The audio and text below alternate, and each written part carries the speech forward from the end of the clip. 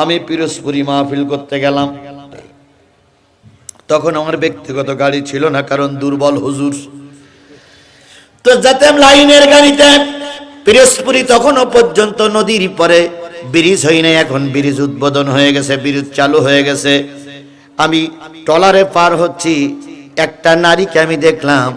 সেই নারীর হাতে শাঁখা, গলায় পইতে নাকি বলে, হ্যাঁ, কাঠি পরানো, কপালে বিরাট লম্বা সিঁদুর পরানো নাক পর্যন্ত।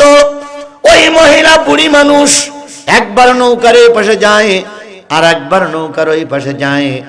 ওই মহিলাটা এসে আমার কাছে এসে দাঁড়িয়ে দেখতেছে, বক্তা বক্তা ভাব। ওই মহিলাটা আমার ব্যাগটা ধরে বলতেছে, হুজুর আপনি কি ওয়াজ করে বেড়ান নাকি?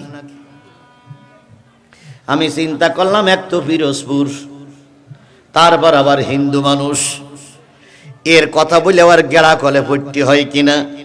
আমি এই নৌকার ওই মাথায় চলে গেলাম। মহিলাটা আবার ওই মাথায় যেয়ে বলতেছে, হুজুর এ মাথার থেকে ভয় পেয়ে আপনি ওই মাথায় চলে আসলেন, আপনি কি ওয়াজ করে বেড়ান নাকি? আমি তখন বললাম, হ্যাঁ মা, কিন্তু আপনি তো হিন্দু মানুষ, আমারে খুঁজতেছেন কেন? ওই মহিলা তখন আমার হাতখানা জড়াই ধরে বলতেছে, বাজান তুমি কি বলতে পারো আল্লামা সাঈদী কেমন আছে? কোরআন সামনে, কোরআন মাথায় করে নিয়েই বলতেছি। ভাই আমি চিন্তা করলাম, মুসলমান আল্লামা সাঈদীর ফাঁসিতে ঝুলালো, মুসলমান আল্লামা সাঈদীর ফাঁসির রায় দিল। মুসলমানের আল্লামা সাঈদীর ফাঁসির রায় শুনে আনন্দ মিছিল বাইর করলো। মুসলমানের আল্লামা সাঈদীর ফাঁসির জন্য মিছিল করলো। আর এই বুড়ি আল্লামা সাঈদীর খোঁজ নেই কেন? আমি কিছুটা সামলাই নিলাম। খানিক মাঝখানে যেয়ে দাঁড়ালাম, বুড়ি আবার যে বলতেছে, বাজান উত্তর তো দিলে না। আমি তখন কাঁদো কাঁদো ভাব নিয়ে বলতেছি, ও বুড়িমা, আল্লামা সাঈদী একজন রাজাকার মানুষ, তুমি তারে খোঁজো কেন?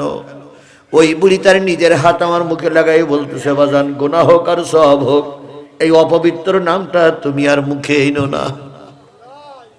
আমি বললাম, কারণটা কি? কয় শোনো, আমি এখন ভিক্ষার ঝোলা নিয়ে ভিক্ষে করে বেড়াই, কিন্তু আল্লামা সাঈদী যতদিন পর্যন্ত জেলে না গিয়েছিলেন ততদিন আমার ভিক্ষা করা লাগতো না। আমি বললাম, মা একটু খুলে বলবা?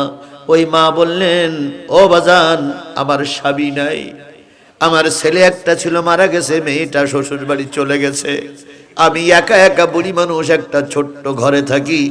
আমার ঘরের পায়ে দিয়ে সাঈদীর বাড়ি যাওয়া লাগে। সাঈদী বছরে 2-3 বার করে বাড়ি আসতো। যখন এই বাড়ি আসতো, বাড়ি যাওয়ার আগেই আমার বাড়িতে এসে আমার খোঁজ খবর নিতেন, আর প্যাকেট থেকে কিছু কাপড় চোপড় বেরি করে দিতেন, ওষুধপত্র বেরি করে দিতেন, কিছু নগদ টাকা দিয়ে বলতেন, মা এগুলো তারা ব্যবহার করো, যাবার দিন আবার তোমার খোঁজ নিয়ে যাব। এরপরে তিনি আবার যখন বাড়িতে কাজকর্ম ফেলাই রেখেছো, কাজকর্ম রেখে চলে যেতেন, কাজকর্ম সেরে চলে যেতেন। যাবার সময় তিনি 3 মাসের যতটুকু খরচ লাগবে সব খরচটুকু আমাকে দিয়ে তিনি বলে যেতেন, মা তোমার ছেলে সাঈদী কিন্তু 3 মাস আসবে না, দুঃখ নিও না, কষ্ট নিও না, 3 মাস চালায় নাও, 3 মাস পরে এসে আবার তোমার খরচ আদি আমি দিয়ে যাব। আজকে 6টা মাস হয়ে গেল, আমার সাঈদী আর আমার কাছে এসে আমাকে কাকিমা বলে ডাকে না। তুমি বলতে পারো বড় হুজুর এখন কোন কারাগারে আছে? যদি তোমার সঙ্গে বড় হুজুরের দেখা হয়, তুমি বড় হুজুরকে এই কাকিমার খবরটা দিয়ে বলো তোমার কাকিমা বড় কষ্টে আছে। আমি সেদিন নৌকার পরে দাঁড়িয়ে মালিকের কাছে বলেছিলাম, মালিক মুসলমানরা বুঝলো না, একজন অমুসলিম ব্যক্তি তার জন্য চোখের পানি ফেলে। পৃথিবীতে বিভিন্ন মত এবং পদের মানুষ আছে। কেউ ভালোবাসে যাত্রা গান, যদি শুনেছে যাত্রা গান হবে, উনি মাল কাঁচা মেরেই সেখানে চলে যায়, কারণ সে যাত্রা গানের প্রিয়। কেউ যদি শুনে পুতুল নাচ হবে, তো পুতুল নাচে নারীদের দেখানো হবে, এই উদ্দেশ্যে সে বাড়ির থেকে চলে যাবে। কেউ শুনেছে ভাওয়ালি গান হবে, সেখানে সে চলে যাবে। তাহলে যে যেটারে ভালোবাসে সে সেখানেই চলে যায়। কেউ মাইকে শুনেছে আজকে মাগরিবের পরে এখানে তাফসীর মাহফিল হবে, নিশ্চয়ই আল্লাহর কোরআন প্রেমিক বান্দাগুলো বান্দিগুলো এখানে সকাল সকাল চলে এসেছে। কোরআন এমন একটা জিনিস, যদি মুসলমান শোনে অমুক জায়গায় কোরআন আছে, মুসলমান সেখানেই ছুটে চলে যায়। কোরআন হলো আমাদের জীবনের সবচেয়ে দামি একটা জিনিস। কোরআনের জন্য মুসলমান জীবন দিতে পারে, কোরআনের জন্য মুসলমান জেল খাটতে পারে, কোরআনের জন্য মুসলমান ফাঁসির কাস্টে ঝুলতে পারে, কোরআনের জন্য মুসলমান নিজের সন্তানকে এতিম করতে পারে, কোরআনের জন্য মুসলমান নিজের স্ত্রীকে বিধবা করতে পারে, কোরআনের জন্য মুসলমান নিজের মায়ের থেকে বিদায় নিয়ে ময়দানে চলে যেতে পারে। তবু কোরআনের শত্রুর কাছে মুসলমান কখনো মাথা নত করতে পারে না। সেই লোক তো আমরাই, কথা বলেন ঠিক না ঠিক? তাহলে আল্লাহ রাব্বুল আলামিন আপনাকে আমাকে কবুল করেছেন, এই জন্য আবারও আল্লাহর দরবারে শুকরিয়া আদায় করছি, আলহামদুলিল্লাহ। সর্বকালের সর্বশ্রেষ্ঠ মহামানব, যার আদর্শ আমার জীবনে নিয়ে আমি নিজেকে মুসলিম হিসাবে দাবি করেছি। আল্লাহ রাব্বুল আলামিন বলতেছেন, কুল ইন কুনতুম তুহিব্বুনাল্লাহ ফাত্তাবিউনি ইউহিব্বুকুমুল্লাহ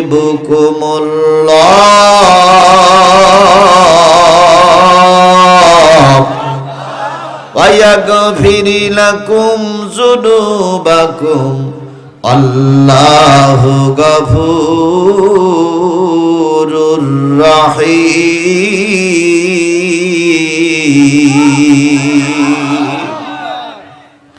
হে নবী, আপনি বলে দিন, ইন কুনতুম তুহিব্বুনাল্লাহ, তোমরা যদি আল্লাহরে ভালোবাসতে চাও, ফাত্তাবিউনি, আমি নবী আমার ইত্তেবা করো, অনুসরণ করো। আমার ইত্তেবা, আমার অনুসরণ যদি করো, ইয়াগফির লাকুম যুনুবাকুম, আমি আল্লাহ বললাম নবীর অনুসরণ করলে জীবনের সব গুনাহগুলো আল্লাহ মাফ করে দেবে। বন্ধুগণ, জীবনে চলার পথে, ওঠার পথে, বসার পথে, কর্মজীবনে কিছু গুনাহ আছে না নাই? পৃথিবীর কেউ বলতে পারবে না আমি নিরপরাধ। বলতে পারবে? আমিও কি বলতে পারবো? কিন্তু আল্লাহ রাব্বুল আলামিন বললেন, নবী তুমি বলে দাও, যদি তোমাকে কেউ অনুসরণ করে, তোমার বিধান মেনে চলে, আমি আল্লাহ বললাম তার জীবনের সব গুনাহগুলো মাফ হয়ে যাবে। পৃথিবীতে যত নেতা আছে, যত বামপন্থী রামপন্থী নেতা আছে, কেউ কি জোর করে বলতে পারে যে আমার অনুসরণ করলে গুনাহ মাফ হবে? কেউ বলতে পারে? কারোর বলার শক্তি নাই। রাসূলের ব্যাপারে আল্লাহই বলেছেন, নবীর অনুসরণ করলে গুনাহগুলো মাফ হয়ে যাবে। দ্বিতীয় বৃহত্তম মুসলিম বাংলাদেশ, 5.5 লক্ষ মসজিদ, রেডিওর কানমোড়া দিলে কোরআনের আওয়াজ বেশি আসে, টেলিভিশনে কোরআনের আলোচনা হয়, প্রতিটা অ্যান্ড্রয়েড মোবাইল সেটে কোরআনের আলোচনা শোনা হয়। এমনকি দেশের আইসক্রিম বিক্রি করা খুচরা বাজারিরাও মাইকে কোরআনের আলোচনা করার শোনায়। কথা বলেন ঠিক না বেঠিক? সেই দেশের মুসলমানেরা বুকে হাত দিয়ে বলুন তো, নবীর আদর্শ আমাদের সমাজে চালু কম না বেশি? আরো জোরে বলেন, কম না বেশি? নেতার আদর্শ চালু আছে, নবীর আদর্শ চালু না।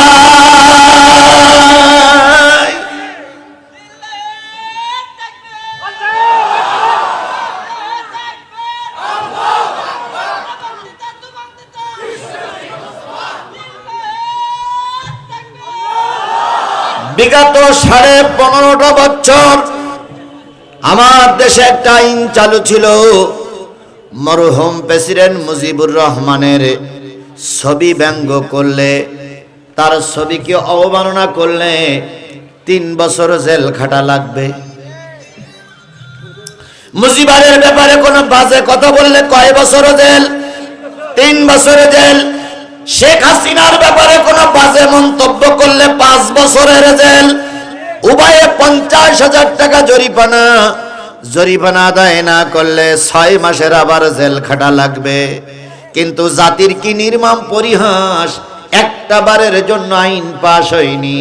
আল্লাহ এবং রসুলের বিরুদ্ধে কথা বললে কি হবে, এ আইন আমার দেশে ছিল না। কত মানুষ আল্লাহর বিরুদ্ধে কথা বলল, রসুলকে নিয়ে বাজে কথা বলল, তাদের জেলে যাওয়া লাগেনি। মুজিবারের ছবি নিচে ফেলানোর দায়ে বছরের পর বছর জেল খাটা লেগেছে। শুধু তাই নয়, আল্লাহর নবীর জন্ম মৃত্যু দিন আসলে পরে কিছু কিছু লোক একটু পালন করত, কিন্তু তার চাইতে বেশি জন্ম এবং মৃত্যু দিন পালন করা হয়েছে মরহুম প্রেসিডেন্ট মুজিবুর রহমানের জন্য। কথা বলেন ঠিক না বেঠিক? আরে বাপরে বাপ, মৃত্যু দিন কত ডেক খিচুড়ি যে রান্না হতো, আর কত গরুর গলায় যে ছুরি দিতে হতো, তার কোনো ইয়াদটা ছিল না। তাহলে নবীর চাইতে যদি কোনো নেতাকে ভালোবাসা হয়, ওই নেতার সঙ্গে কিয়ামতের দিন হাসর নাসর হবে। এলাকার মুজিব প্রেমিক ভাইদেরকে বলি, যদি আল্লাহ এবং রাসূলের চাইতে মুজিবুর রহমান তোমার কাছে বেশি প্রিয় হয়ে থাকে, সাদা কাগজে লিখে নাও, মুজিবারের সঙ্গে তোমার হয় জাহান্নাম নাই জান্নাত।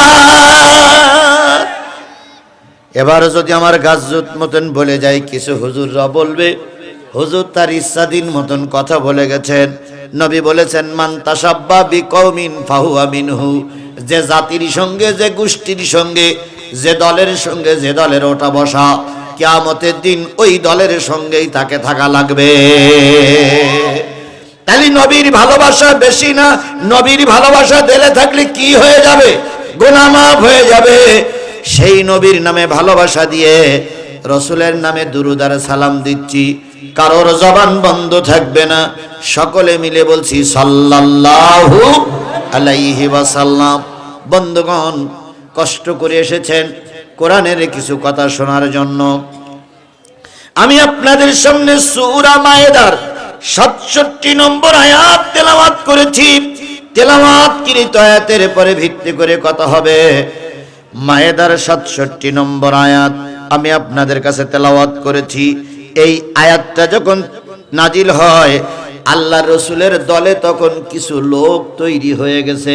এখন আর রসুল একা একা নয়, রসুলের দলে মক্কায় কিছু লোক কি হয়ে গেছে? তৈরি হয়ে গেছে।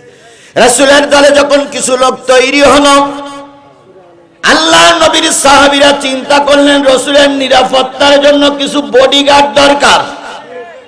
নিরাপত্তার জন্য কি দরকার? বডিগার্ড দরকার। নতুবা রসুলকে যে কোনো মুহূর্তে মানুষ কি করতে পারে? মেরে দিতে পারে, খুন করতে পারে। দেখবেন সারা জীবন সমাজে বসবাস করলো, তার বডিগার্ডের দরকার নাই। যেই না মেম্বার হয়, সেই 2-4 জন গুন্ডা পান্ডা সাথে রেখে দেয়, যাতে করে মানুষ খুন না করে।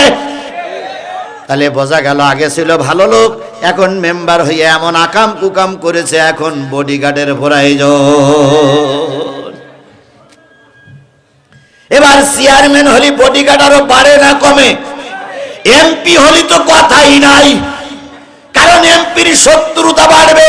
এই কারণে এমপি পাস করেছো, জনগণ ভোট দেয়নি।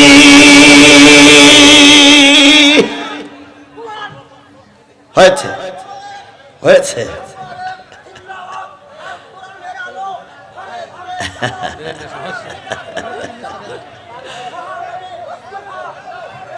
ঠিক আছে, ও অর্ধেক থেকেই ঠিক আছে, ও অর্ধেক থেকেই ঠিক আছে। ওর ব্রেন অবশ্যই ঠিক আছে, কারণ ও যে দাঁড়িয়ে বলতেছে এটাই তো ওর জন্য ধন্যবাদ। অনেক বড় বড় মৌলবীরাও বলতে পারিনি, কথা বলেন ঠিক না ঠিক? অনেক জ্ঞানী গুণী মানুষ এরকম মঞ্চের সামনে দাঁড়িয়ে কথা বলতে পারিনি, ও যে বলেছে এটাই আলহামদুলিল্লাহ। পাশে যে আছেন সে একটু খেয়াল করবেন, ওর দিকে একটু খেয়াল রাখবেন, যাতে করে আমাদের ডিস্টার্ব না হয়। আল্লাহ কবুল করুক। আমি যে জিনিসটা বুঝাতে চাচ্ছিলাম সেটা হলো, এমপি মন্ত্রীদের বডিগার্ডের প্রয়োজন, কারণ তারা সমাজে এমন ভালো কাজ করে একা একা ফাঁকায় বাহির হতে পারে না। গত 15টা বছরে এমনও এমপি হয়েছে যার স্ত্রীও তাকে ভোট দেয়নি, বুড়ি মাও ভোট দেয়নি, অথচ শতকরা 99.99% ভোটে উনি পাস করে গেছে। এই 24 সালের নির্বাচনের আগের নির্বাচন যেটা হয়েছিল, সেখানে এমন এমন জায়গায় ভোট পড়েছে 105% ভোট পড়েছে। তার মানে 100% ভোটের উপরে আরো 5% বেশি পড়েছে। 5 বছরের ভিতরে কেউ মরিনি, বিদেশে যায়নি, ভোট আরো 5% বেশি পড়েছে। তাহলে কি পরিমাণ ভোট জনগণদের দেশে?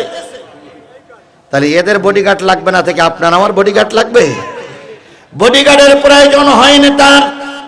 আল্লাহর নবী সাল্লাল্লাহু আলাইহি সাল্লামের ওই জাগতিক নেতা মনে করে সাহাবীরা কিছু বডিগার্ড তৈরি করে দিলেন। নবী ফাঁকায় বাহির হলে কিছু মানুষ যেন তার পাশে থাকে, বেধর্মীরা যেন আক্রমণ করতে না পারে।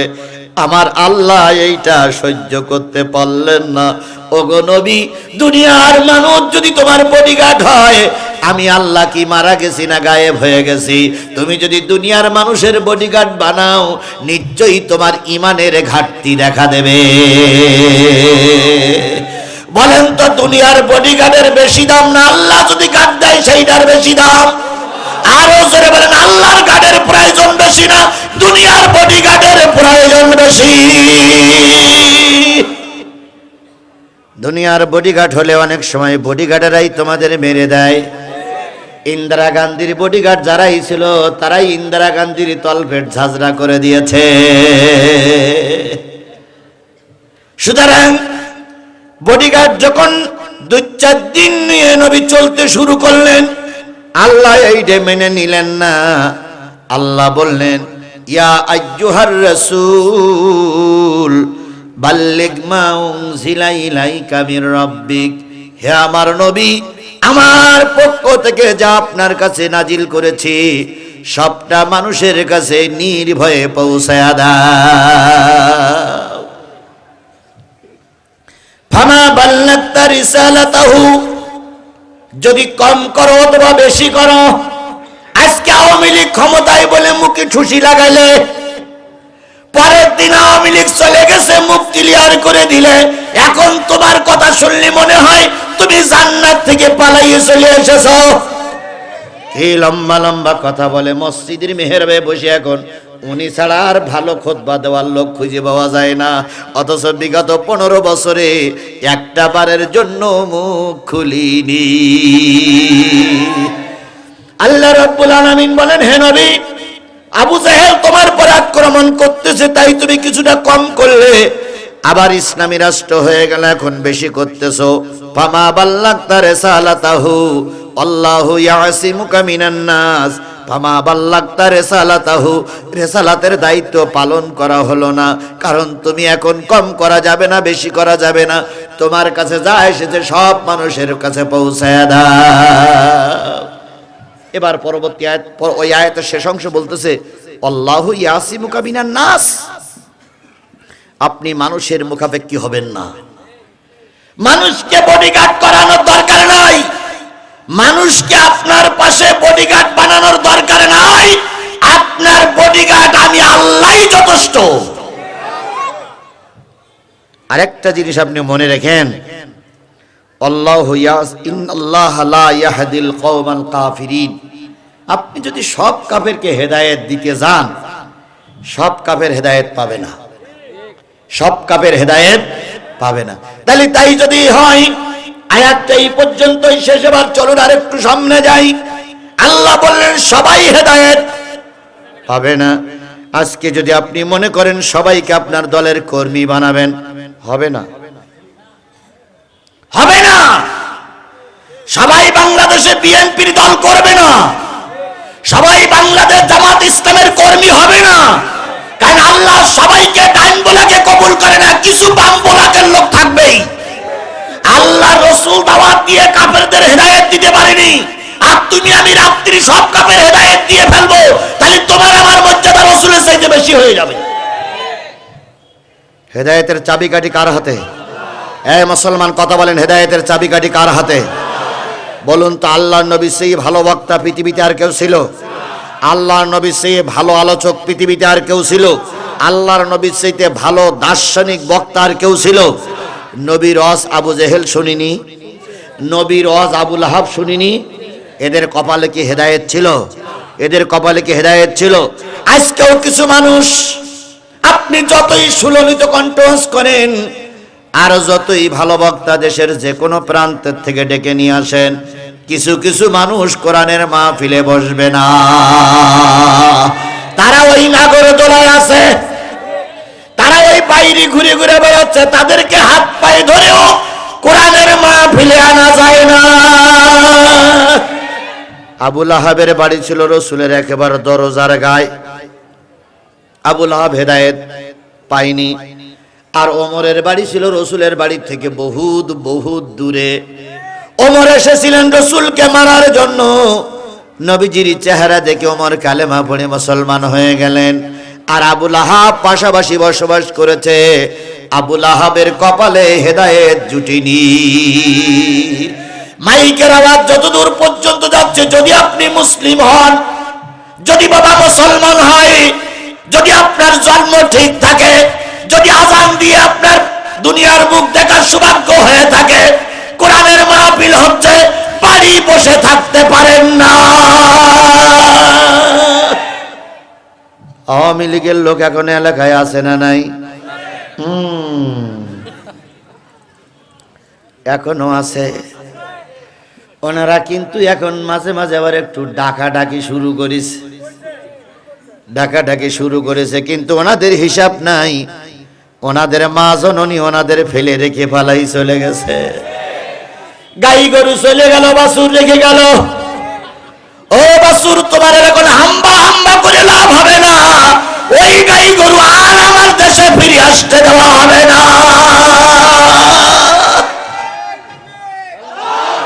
শেখ হাসিনা একটা ডাইনি বুড়ি, একটা প্রতারক, এ বাংলাদেশের শত্রু, এটা জঘন্যতম শত্রু নারী। কথা বলে ঠিক না ঠিক? বেগম খালেদা জিয়া এদেশের প্রধানমন্ত্রী ছিল না? ছিল না? কয়বারের? 3 বারের প্রধানমন্ত্রী ছিলেন। তিনি কিন্তু যখন মামলা হলো, জেলে গেলেন, তারপরে অনেক মামলার রায় হলো, উনি কিন্তু দেশের থেকে বাইরে চলে যাননি। ক্যান্টনমেন্টের বাসার থেকে ওনাকে এক কাপড়ে বিদায় করে দিল। কথা বলেন ঠিক না ঠিক? তারপরে উনি কিন্তু বিদেশে একটা ছেলে মারা গেল, তারপরে উনি বাইরে চলে যান নাই। এরপরে বাংলাদেশ জামাত ইসলামীর শীর্ষস্থানীয় নেতাদের কি হলো? ফাঁসি হলো, হাজারো মামলা হলো। বাংলাদেশ জামাত ইসলামী, ইসলামী ছাত্র শিবির নেতা কর্মীদের গুম করা হলো। লক্ষ লক্ষ মামলা নিয়ে তারা ময়দানে কাজ করেছে, একটাও নেতা কর্মী পালায়ে যায়নি।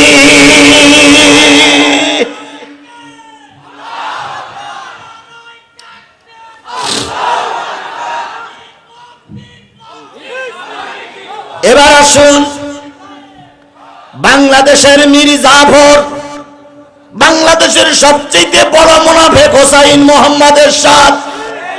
বিশ্বাস করো বগুড়ার মুসলমান, গত 3টে পিরিয়ডে যদি এই হোসাইন মোহাম্মদ এরশাদ আওয়ামী লীগের সাপোর্ট না দিত, একটা টার্মেও আওয়ামী লীগ ক্ষমতায় থাকতে পারত না। সেও কিন্তু বিদেশে পালাই যায়নি। কি সে বিদেশে পালাই গেছে? তাহলে এত অত্যাচারের পরও কোন দেশের নেতারা পালাই যায়নি। আর শেখ হাসিনা বলতেন আমরা পালাই যাব না।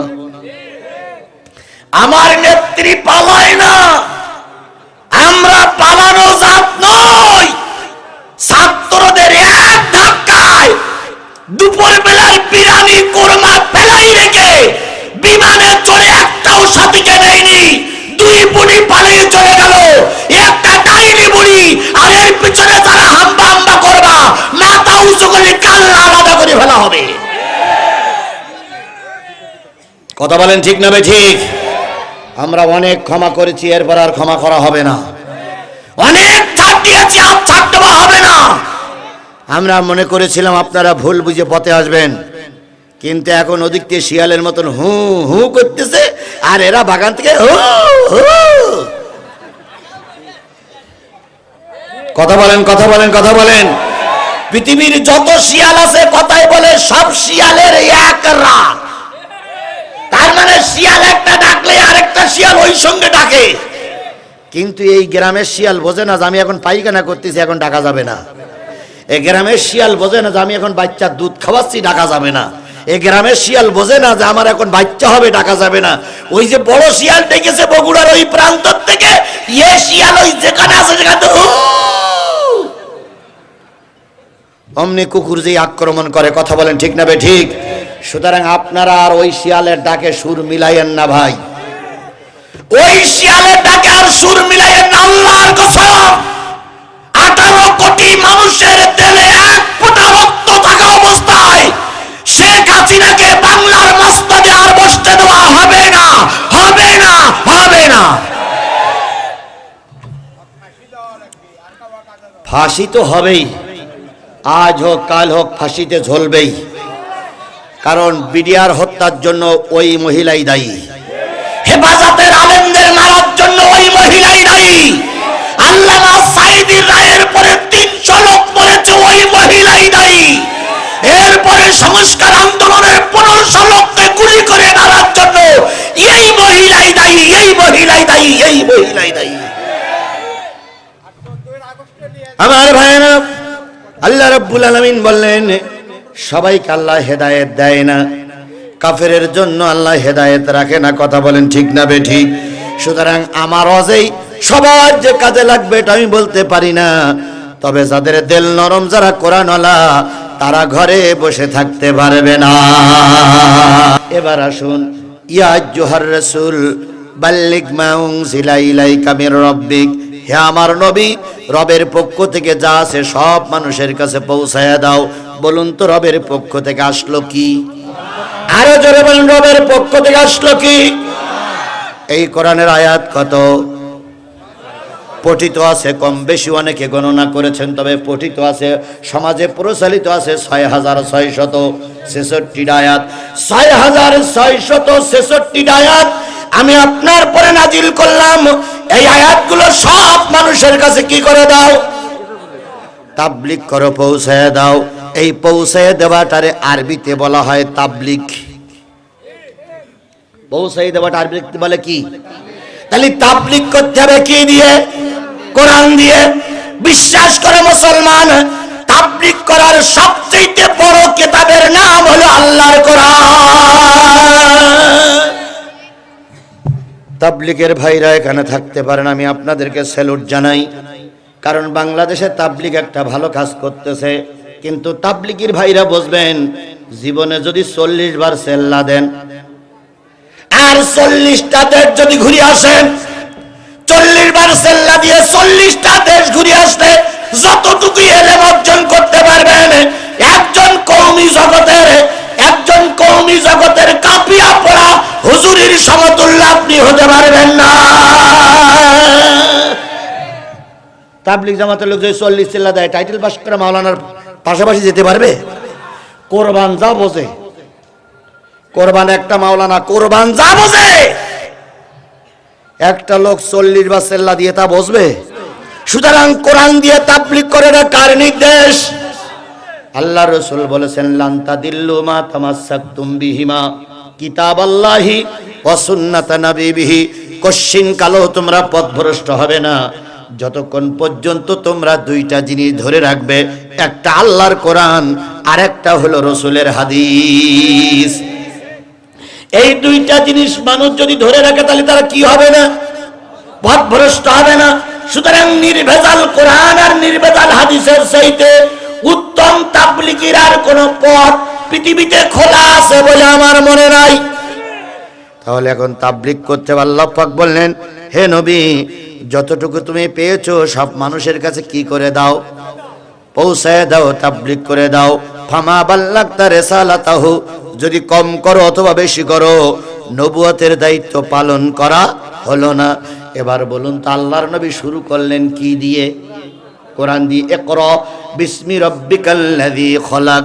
এরপরে নবী বললেন, যদি কোরআনের সৈনিক হতে চাও পড়ে নাও লা ইলাহা ইল্লাল্লাহু মুহাম্মাদুর রাসূলুল্লাহ। সকলে মিলে বলছি সাল্লাল্লাহু। বলুন তো নবী যতক্ষণ পর্যন্ত কালেমার দাওয়াতের কথা না বলেছিলেন ততক্ষণ মক্কার মানুষের কাছে প্রিয় ছিল না অপ্রিয় ছিল? স্পষ্ট করে বলতে হবে। যতক্ষণ কালেমার দাওয়াত না দিলেন ততক্ষণ নবী মক্কার মানুষের কাছে কি ছিল?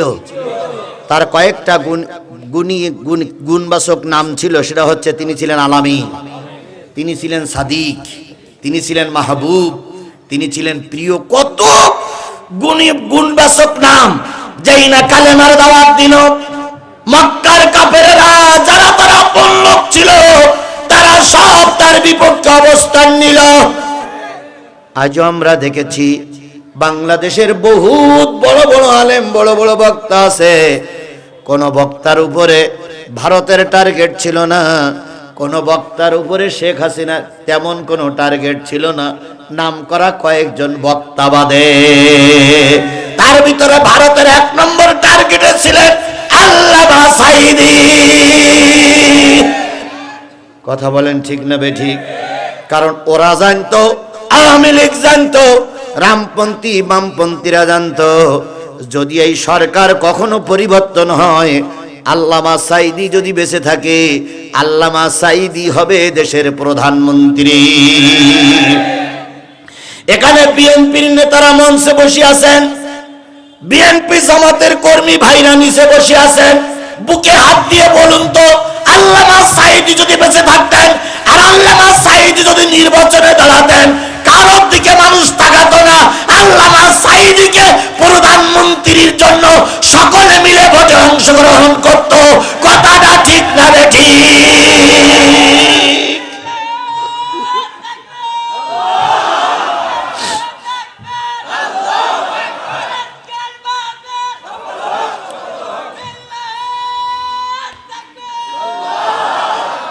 কথাটা কি বাড়াই বললাম? আরো জোরে বলেন, বাড়াই বললাম?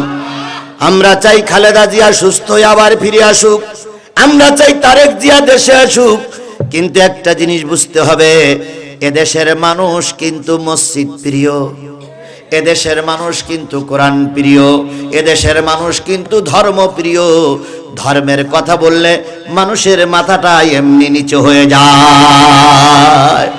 আর আওয়ামী লীগ, বিএনপি, জাতীয় পার্টি, জামাত ইসলাম সব মানুষগুলো এক বাক্যে আল্লামা সাঈদীরে ভালো মানুষ মনে করত। শুধু শেখ হাসিনার কিছু দালাল আর ভারত, এরা কেবল আল্লামা সাঈদীর ভালো মানুষ মনে করেনি। এখানে যারা আছেন বুকে হাত দিয়ে বলুন তো, আল্লামা সাঈদী ভালো মানুষ ছিলেন না খারাপ মানুষ ছিলেন? আপনারা তো জানেন না, কিন্তু আমি একটু জানি। আমার জীবনের একটা ছোট্ট কথা এর আগে আপনাদের শোনাইছি, আবার শোনাই। আমি পিরোজপুরি মাহফিল করতে গেলাম,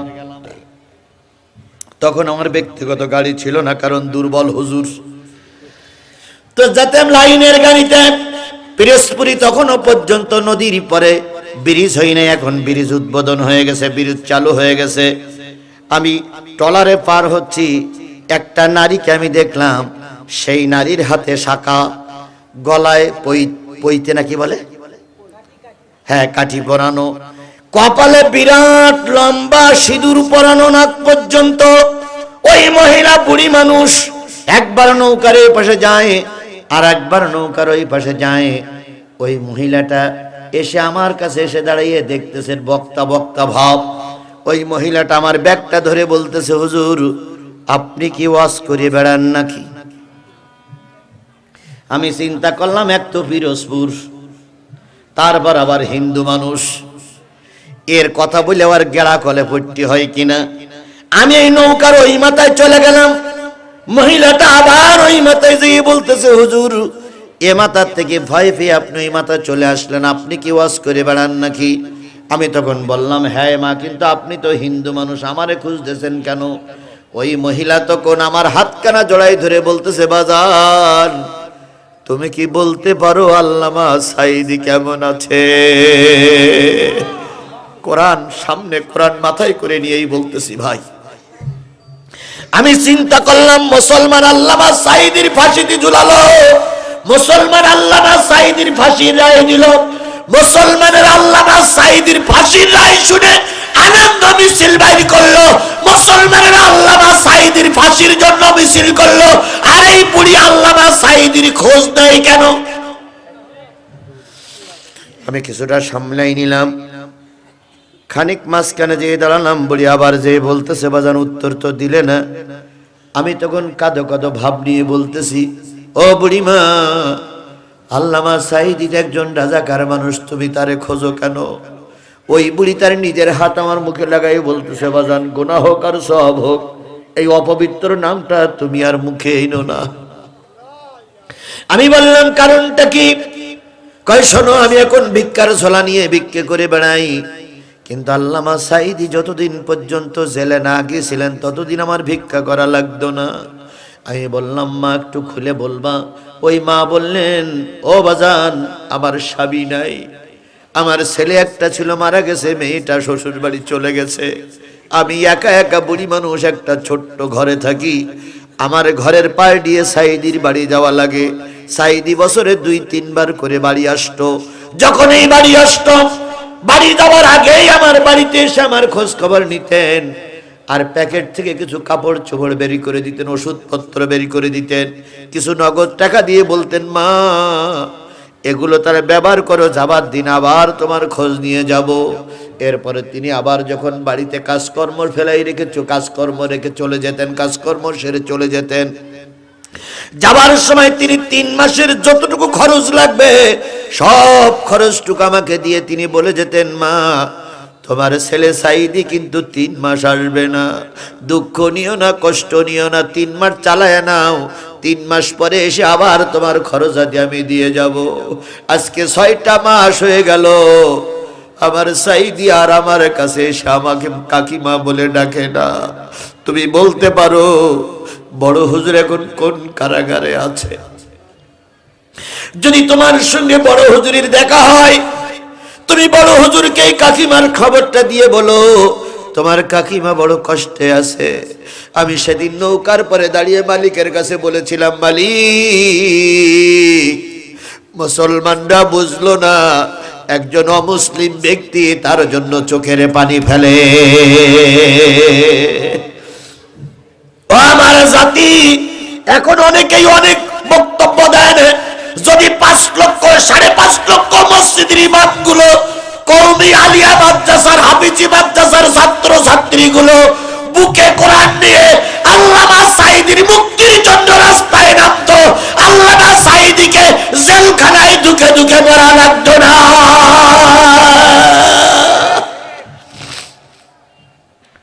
আল্লাহ তাকেও মাফ করুক, আমাদেরও মাফ করুক। কথা বলেন ঠিক না বে ঠিক? আল্লাহ তাকেও মাফ করে দেখ, আমাদের মাফ করে দেখ। সকলে বলুন আল্লাহুম্মা আমিন। ও আমার ভাইয়েরা, আমি সূরা মায়েদার কয়টা আয়াতের পরে কথা বলতেছি, আর একটু কথা বলবো ইনশাআল্লাহ। তার আগে আমি বলি, সাঈদী সাহেবের কথা বলছিলাম। সাঈদী সাহেবের বাড়ি আপনারা কেউ গেছেন? একজন গেছেন, অনেকেই গেছে। আচ্ছা, যে ওনার বাড়িটা কি একেবারে শহরের পরে না প্রত্যন্ত অঞ্চলে? এক মুসলমান কথা বলেন, শহরে না প্রত্যন্ত অঞ্চলে? আচ্ছা, মুজিবারের বাড়ি দেখার জন্য গেছেন কারা কারা? হাত তোলেন তো। মুজিবারের বাড়ি, মুজিবারের বাড়িও কেসে গেছে। আচ্ছা, জিয়ার বাড়ি কারা কারা দেখেছেন? হাত তোলেন তো। জিয়ার বাড়ি। আচ্ছা বলুন তো, এই জিয়া, মুজিবার আর আল্লামা সাঈদী, এই যে 3 জনের নাম বললাম, এদের বাড়িগুলো সব প্রত্যন্ত অঞ্চলে না শহরে? জিয়াওর বাড়ি কোন গ্রামে না? মুজিবারের বাড়ি কি গ্রামে না? তারপরে সাঈদীর বাড়ি কি গ্রামে না? তাহলে গ্রাম থেকে তো এরা উঠে এসেছে। কথা বলেন ঠিক না বে ঠিক? গ্রাম থেকে বড় বড় আলেম উঠে আসে, গ্রাম থেকে বড় বড় নেতা উঠে আসে, গ্রাম থেকে বড় বড় শায়েখ তৈরি হয়। সেরকম একটা শহরের একটা অংশে, শহরের একটা নিচের অংশে একটা হাফিজিয়া মাদ্রাসা এখানে তৈরি হয়েছে। কথা বলেন, কথা বলেন, কথা বলেন। আচ্ছা, এই মাদ্রাসার থেকে শাইখুল হাদিস আল্লামা আজিজুল হক সাহেবের মতন আলেম বেরিয়ে আসতে পারে, এটা কি আপনাদের বিশ্বাস হয়? এটা বিশ্বাস হয়? এই মাদ্রাসার থেকে মামুনুল হকের মতন জালাময়ী বক্তা বেরিয়ে আসতে পারে, এটা কি আপনাদের বিশ্বাস হয়? এই মাদ্রাসা থেকে আহমদ শফির মতন জগৎ বিখ্যাত আলেম বেরিয়ে আসতে পারে, এটা কি আপনাদের বিশ্বাস হয়? এইরকম একটা মাদ্রাসা থেকে আল্লামা সাঈদীর উত্তরসূরিরা বেরিয়ে আসতে পারে, বিশ্বাস হয়? তাহলে তাই যদি বিশ্বাস হয়, তাহলে এই প্রতিষ্ঠানগুলোর টিকাই রাখা দরকার আছে না নাই? প্রতিষ্ঠানগুলোর টিকাই রাখা দরকার আছে না নাই? এখন প্রতিষ্ঠান টিকাই রাখতে গেলে শুধু কি দোয়া করলেই প্রতিষ্ঠান টিকে থাকে? শুধু কি নারায়ে তাকবীর স্লোগান দিলেই প্রতিষ্ঠান টিকে থাকে? শুধু কি ওই চোখের পানি ফেললেই প্রতিষ্ঠান টিকে থাকে? মাদ্রাসার কমিটি, মাদ্রাসার শিক্ষক আর মাদ্রাসার হুজুররা আজকে রাত্রি যদি 50 টাকা তাহাজ্জুদ নামাজ পড়ি দোয়া করে, আল্লাহ মাদ্রাসাটা টিকাই রাখো, এতে যতটুকু না কাজ হবে, আমরা এই জনগণ যদি দুটো কাজ করি তার চাইতে লক্ষ গুণ কোটি গুণ বেশি কাজ হবে। 1 নম্বর কাজ হচ্ছে এই প্রতিষ্ঠান টিকায় রাখার জন্য, এটা মহিলা মাদ্রাসা না পুরুষ, এই মাদ্রাসা টিকায় রাখার জন্য 1 নম্বর আপনাদের দায়িত্ব হলো ছাত্র দিতে হবে। ছাত্র দেওয়া বন্ধ করবেন, মাদ্রাসা এমনি বন্ধ হয়ে যাবে।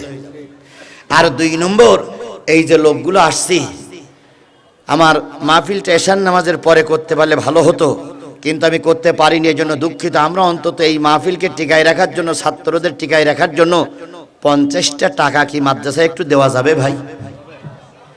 কারা কারা দেওয়ার নিয়ত করেছেন একটু হাত তোলেন তো, আমি জোর করিয়ে নেব না। কারা কারা দেওয়ার নিয়ত করেছে দিয়ে এতক্ষণ ওয়াজে